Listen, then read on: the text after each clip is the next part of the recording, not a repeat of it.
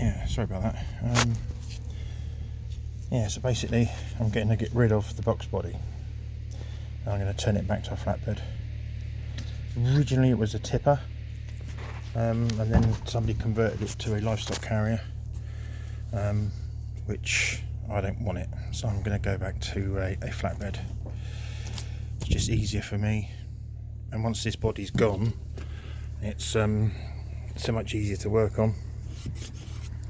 But yeah, so that'll be the end of the horse box or the livestock carrier, so it will be a flatbed, which is so much easier for me. As I said, I've undone most of the retaining bolts which are underneath the truck, which are in there, those things there. I think there's about 30 or 40 of them. They go right down the back end, right down there. I think they stop just at the front where the extra chassis rail is there, like the extension piece.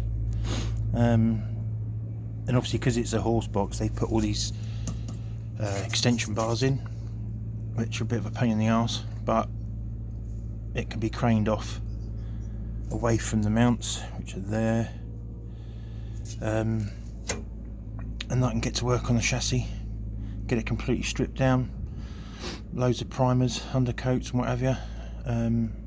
I've got to service the servos, clutch and brake, master cylinders, well, and servos, but they've got to be done.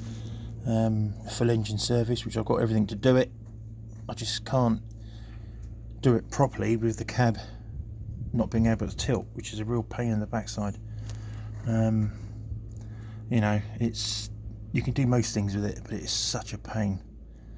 So I'm going to get rid of the box.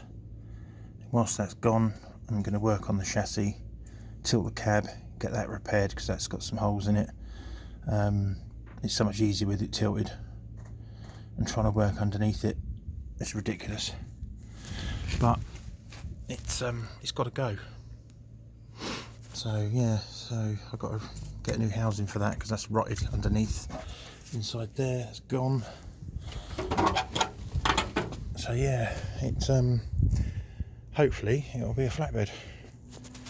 Maybe in the new year. I'm just going to get this undone because I think I may have sold it, so they can come and collect that, get it out my way, and then I can crack on. Just a bit of an update, but there you go. Thanks.